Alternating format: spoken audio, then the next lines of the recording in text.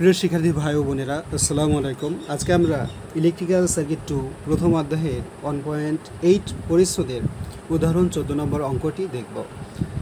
এখানে প্রশ্নে বলা আছে যে একটি রেজিস্টরের সাথে 100 মাইক্রোফ্যারাড ক্যাপাসিটর সিরিজে যুক্ত করে 230 ভোল্ট সরবরাহ দেওয়া হলো। এতে রোধের আড়াআড়িতে 156 ভোল্ট পাওয়া গেল। দেখুন, এখানে একটি রেজিস্টরের সাথে 100 মাইক্রোফ্যারাডের ক্যাপাসিটর সিরিজে যুক্ত করে, তাই এখানে আমরা চিত্রে একটি রেজিস্টরের সাথে 100 মাইক্রোফ্যারাডের একটা ক্যাপাসিটরকে সিরিজে যুক্ত করে নিয়েছি। একটি রেজিস্টরের সাথে, রেজিস্টরের কোনো মান এখানে বলে দেওয়া নেই, কিন্তু ক্যাপাসিটরটিকে সিরিজে যুক্ত করেছে যার মানটি বলে দেওয়া আছে 100 মাইক্রোফ্যারাড। ঠিক আছে, এরপর বলছে যে এতে সরবরাহ দেওয়া হলো 230 ভোল্ট। আমরা 230 ভোল্ট সরবরাহ দিলাম। পরবর্তীতে বলছে যে এতে রোধের আড়াআড়িতে 156 ভোল্ট পাওয়া গেল। তার মানে এখানে যদি আমরা একটা ভোল্টমিটার যদি দিতাম, তাহলে এখানে ভোল্ট পাওয়া গিয়েছিল কত? 156 ভোল্ট। শুধুমাত্র রেজিস্টরের আড়াআড়িতে এই ভোল্টেজটি ড্রপ হয়েছে। পরবর্তীতে বলা আছে যদি এগুলোকে সিরিজের পরিবর্তে, মানে এখানে রেজিস্টর আর ক্যাপাসিটর সিরিজে যুক্ত আছে, যদি সিরিজের পরিবর্তে প্যারালালে যুক্ত করা হতো তাহলে গৃহীত কারেন্ট কত হতো? তার মানে এগুলোকে সিরিজে যদি যুক্ত না করে আমরা প্যারালালে যুক্ত করতাম, অর্থাৎ এখানে আমরা যদি দিতাম ঠিক এইভাবে প্যারালালে যুক্ত করতাম, যেখানে সোর্স দিলাম, এখানে রেজিস্টর দিলাম একটি শাখায়, আরেকটি শাখায় দিব ক্যাপাসিটর, অর্থাৎ রেজিস্টরের সাথে ক্যাপাসিটরকে প্যারালালে যুক্ত করলে আমাদের যে গৃহীত কারেন্ট কত হবে, অর্থাৎ এই লাইনে প্রবাহিত কারেন্ট আই কত হবে, সেটি আমাদের বের করতে বলা হচ্ছে। তবে চলুন এটি করার জন্য আমরা প্রথমেই যে সার্কিটটি আছে, যে সিরিজে সংযুক্ত অবস্থায় এই রেজিস্টরের মানটি কত হবে সেটি বের করে নিব। এখানে রেজিস্টরের মানটি সিরিজে এই তথ্যগুলো থেকে বের করে নেওয়ার পর আমরা প্যারালালে অবস্থিত রেজিস্টরের মান বসিয়ে দিয়ে অতি সহজে আয়ের মানটি বের করে ফেলতে পারবো। তাই আমরা প্রথমে এই প্রথম চিত্র থেকে, অর্থাৎ রেজিস্টরের সাথে ক্যাপাসিটরের সিরিজে সংযোগ অবস্থায় এই রোধের মানটি কত ছিল সেটি বের করে নেব। এর জন্য আমাদের দেখতে হবে যে ক্যাপাসিটরে এই অংশে ভোল্টেজ ড্রপের পরিমাণটি কত হয়েছে, আর ক্যাপাসিটরের ভোল্টেজ ড্রপকে আমরা ভিসি দ্বারা চিহ্নিত করলাম, ক্যাপাসিটিভ ভোল্টেজ ড্রপ, আর রেজিস্টরে ভোল্টেজ ড্রপকে আমরা ভিআর দ্বারা চিহ্নিত করতে পারি। এখন আমরা জানি সোর্স ভোল্টেজ ছিল 230 ভোল্ট, আর এখানে রেজিস্টরে ড্রপ হয়েছে 156 ভোল্ট। তাহলে যদি 230 থেকে 156 আমরা বিয়োগ করে দিই তাহলে ক্যাপাসিটরের ভোল্টেজ ড্রপ পাবো, কিন্তু এই বিয়োগটি সরাসরি করা যাবে না, কেননা আমরা জানি যে কোনো এসি সার্কিটে ভোল্টেজগুলোকে ভেক্টরের নিয়মে হিসেব করতে হয়। তাই আমরা যদি ভেক্টর একটু আঁকিয়ে দেখি তাহলে বুঝতে পারবো এটি আনুভূমিক বরাবর যে ভোল্টেজটি ড্রপ হয় সেটি হচ্ছে ভিআর, তাই না? এখানে ভিআর সমান দেওয়া আছে 156 ভোল্ট। ঠিক আছে, এরপর লম্ব বরাবর বা উলম্ব বরাবর যে ভোল্টেজটি ড্রপ হয় সেটি অবশ্যই ইন্ডাকটিভ অথবা ক্যাপাসিটিভ ভোল্টেজ ড্রপ হয়। যেহেতু এখানে ক্যাপাসিটর ব্যবহার করেছে তো এখানে ভিসি ড্রপ হবে, সেটি আমরা জানি না। এরপর মোড ভোল্টেজ যেটি হচ্ছে 230, সেটি সবসময় অতিভুজ বরাবর থাকবে। সোর্স ভোল্টেজ সেটি হচ্ছে 230 ভোল্ট, সেটি হচ্ছে সোর্স ভোল্টেজ, আমরা এটাকে ভিএস দ্বারা চিহ্নিত করলাম। এখন আমরা যদি ভিসি বের করতে চাই তাহলে এখানে আমরা সমকোণী ত্রিভুজের যে পিথাগোরাসের উপপাদ্য জানি সেটি অ্যাপ্লাই করব। আমরা কি জানি যে অতিভুজ স্কোয়ার সমান, অর্থাৎ ভিএস স্কোয়ার সমান ভূমি স্কোয়ার অর্থাৎ ভিআর স্কোয়ার প্লাস লম্ব স্কোয়ার প্লাস ভিসি স্কোয়ার। এখন আমাদের বের করতে বলা চাচ্ছি আমরা ভিসির মান, কেননা ক্যাপাসিটরের ভোল্টেজ ড্রপের মান কত হয় সেটিও আমরা পেতে চাই। তাই ভিসি স্কোয়ার সমান আমরা এখানে লিখতে পারি VS square minus VR square. এখন এখানে যদি ভিসি আমরা রেখে দিই, এখানে স্কোয়ার তোলার জন্য এখানে ওভারঅলের উপরে রুট করে দিতে হবে, তারপর এখানে লিখতে হবে VS square minus VR square. এখন যদি আমরা মানগুলোকে বসিয়ে দিই, এখানে ভিএস এর মান অর্থাৎ সোর্স ভোল্টেজের মান ছিল 230 বা অতিভুজের মান ছিল 230, আমরা 230 বসিয়ে দিলাম, স্কোয়ার করে দিলাম, মাইনাস এখানে ভিআর এর যে মান রেজিস্টরের ভোল্টেজ ড্রপ সেটা হচ্ছে 156 স্কোয়ার।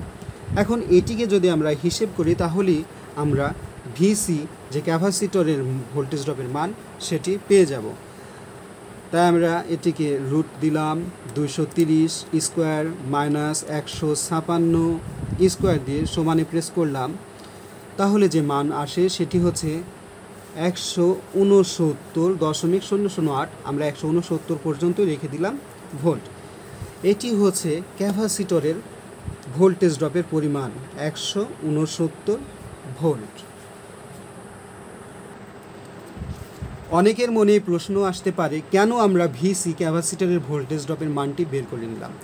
এই জন্য আমরা এটি বের করে নিলাম, এখানে আমাদের আর এর শুধুমাত্র ভোল্টেজ ড্রপ দেওয়া আছে, এই মান থেকে আমরা রোধের মানটি বের করতে পারবো না, তাই এখানে ভিসি আমরা বের করে নিলাম ক্যাপাসিটরের ভোল্টেজ ড্রপ। এখন আমরা দেখব যে এখানে ক্যাপাসিটরের যে মানটি দেওয়া আছে 100 মাইক্রোফ্যারাড, এই 100 মাইক্রোফ্যারাডের ক্যাপাসিটর সার্কিটে কি পরিমাণ বাধা প্রদান করে, সেই বাধার মানটিকে আমরা কি করব 169 ভোল্ট যে এখানে ড্রপ হচ্ছে এই ভোল্টকে এই ক্যাপাসিটর বাধা দ্বারা ভাগ করলে আমরা এই সার্কিটে প্রবাহিত কারেন্টের মানটি কি পেয়ে যাব। আর এই কারেন্টের মান যখন পেয়ে যাব তখন এই 156কে উক্ত কারেন্ট দিয়ে ভাগ দিলে আমরা এই রোধের মানটি কী করব পেয়ে যাব। তাই আমরা এইটি করার জন্য প্রথমেই এই ক্যাপাসিটর এই সার্কিটে কী পরিমাণ বাধা প্রদান করছে সেটি আমরা বের করব। আর ক্যাপাসিটরে বাধা প্রদান পরিমাণ বের করতে হলে আমাদের যেটি জানি যে এক্সসি ক্যাপাসিটিভ রিঅ্যাক্ট্যান্স, যেটি আমরা সূত্র জানি 1/2πfc। এখন যদি আমরা এখানে বসিয়ে দিই 1/2πf, এই অঙ্কে কোথাও ফ্রিকোয়েন্সির মান দেওয়া নেই, তাই এখানে আমরা বাংলাদেশের যে বাণিজ্যিক ফ্রিকোয়েন্সি 50 সেটি দিয়ে নিব, গুণ এখানে আমরা দেখতে পাচ্ছি সি অর্থাৎ ক্যাপাসিটরের মান সেটি দেওয়া আছে 100 মাইক্রোফ্যারাড, তাই 100 গুণ মাইক্রোর যে মান 10⁻⁻6 সেটি আমরা বসিয়ে দিলাম। এটিকে যদি আমরা হিসাব করি তাহলে ক্যাপাসিটিভ রিঅ্যাক্ট্যান্সের মানটি পেয়ে যাব। তাই আমরা এটিকে ক্যালকুলেটর তুলব, 1/2π ইন্টু 50 গুণ 100 গুণ 10⁻⁻6। এখন যদি সমানে প্রেস করি তাহলে যে মানটি আছে সেটা হচ্ছে 31.83 ওহম, অর্থাৎ 100 মাইক্রোফ্যারাডের ক্যাপাসিটর এই অংশে যে বাধাটি প্রদান করে সেটি হচ্ছে 31.83, অর্থাৎ এটি হচ্ছে এক্সির মান, সেটি হচ্ছে 31.83। আমাদের সবসময় মনে রাখতে হবে ক্যাপাসিটরের মান থেকে তার বাধার মানটি বের করে নিতে হবে। এখন আমরা দেখতে পাচ্ছি যে ক্যাপাসিটরের যে ভোল্টেজ ড্রপ হয়েছে সেটি হচ্ছে 169 ভোল্ট, আর ক্যাপাসিটর যে বাধা প্রদান করে সেটি হচ্ছে 31.83 ওহম। এখন এই ভোল্টটিকে যদি এই বাধা দ্বারা ভাগ দিই তাহলে এই লাইনে প্রবাহিত কারেন্টের মানটি আমরা পেয়ে যাব। তাই এখানে আমরা বের করতে পারবো আইসি কারেন্ট বা মোট যে সার্কিটে কারেন্ট সেটি, অর্থাৎ আইসি কারেন্ট আর সার্কিটে মোট যে কারেন্ট আই, যেহেতু এটি একটি সিরিজ সার্কিট একই বিষয়, তাই আমরা দিব যে 169 ভাগ 31.83, কেননা আমরা সূত্র জানি ওহমস ল, আই সমান ভি ভাগ আর। এখানে যেহেতু ক্যাপাসিটরের ভিতরে প্রবাহিত কারেন্ট বের করছি তাই ক্যাপাসিটরে যে ভোল্টেজ ড্রপ হয়েছিল 169 সেটি বসালাম, আর আর এর মান অর্থাৎ ক্যাপাসিটরের কারেন্ট বের করছি তাই ক্যাপাসিটরের বাধায় আমরা এখানে দিলাম যে 31.83। এখন যদি এটিকে আমরা হিসেব করি তাহলে যে কারেন্টের যে মানটি আসে সেটি হচ্ছে 169 ভাগ 31.83। কারেন্টের মান হচ্ছে 5.30 অ্যাম্পিয়ার। তাহলে এই সার্কিটে যে কারেন্ট সেটি আমরা দেখতে পাচ্ছি 5.30 অ্যাম্পিয়ার।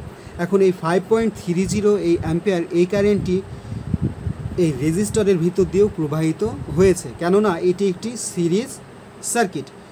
তাই আমরা যদি রেজিস্টরের কারেন্টও পেয়ে গেলাম আর রেজিস্টরে ভোল্টেজ ড্রপ যেটি অঙ্কেতেই দিয়েছিল যে রোধের আড়িতে ভোল্টেজ 156 ভোল্ট, এই রোধের আড়িতে 156 ভোল্ট দেওয়া আছে, তাই আমরা সহজেই এই সূত্র প্রয়োগ করে অর্থাৎ রেজিস্টরের মানটি পেয়ে যাব।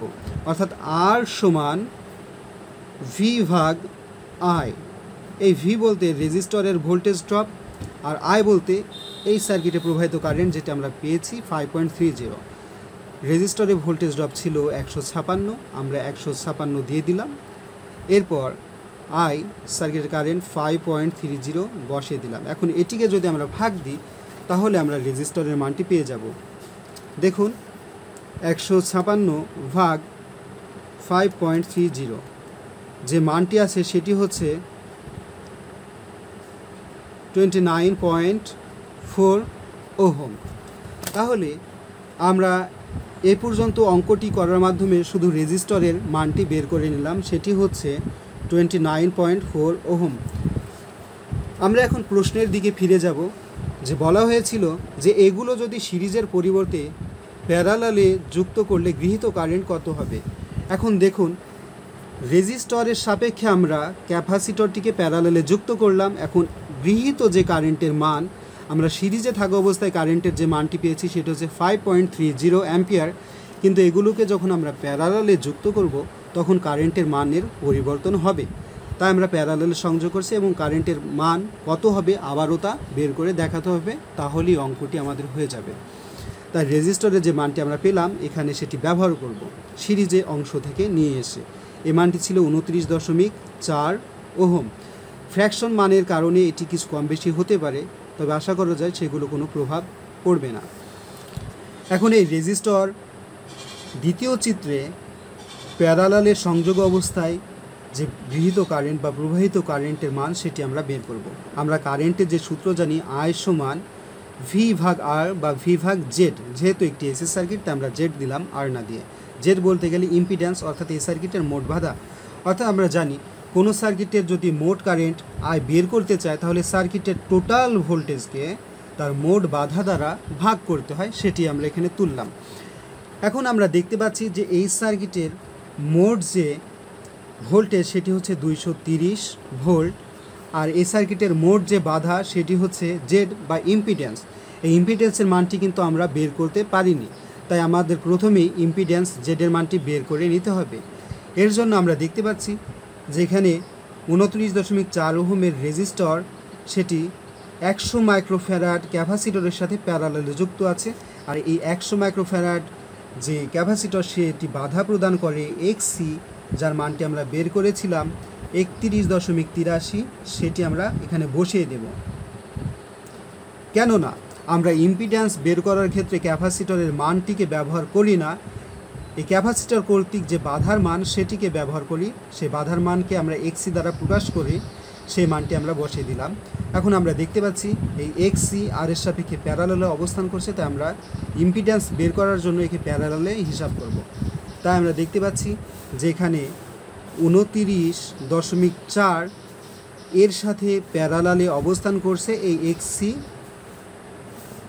মানটি। আর আমরা জানি যে এক্সসি মান বসাতে হলে সেটিকে নেগেটিভ জে ফ্যাক্টরের সাপেক্ষে বসাতে হয়, অর্থাৎ এই ফরম্যাটটি থাকে ঠিক এইভাবে আর মাইনাস জে এক্সসি। এখানে যেহেতু দ্বিতীয় ক্যাপাসিটর সাপেক্ষে এখানে কোনো রেজিস্টার যুক্ত নয়, তাই এখানে রেজিস্টারের মানটি আমরা না দিয়ে শুধু এই অংশটিকে লিখব, তাই মাইনাস জে এক্সসি। এক্সির মান যেটি দেওয়া আছে সেটি হচ্ছে 31.83।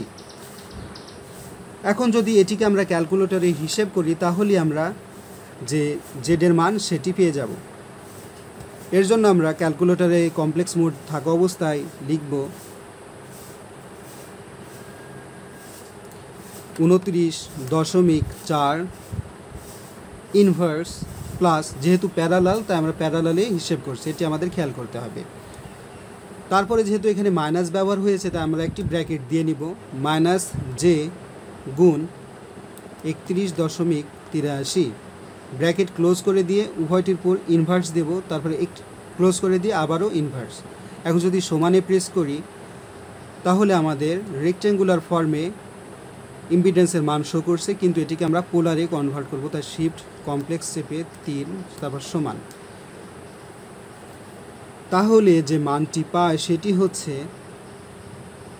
21.59 অ্যাঙ্গেল অফ -42.72।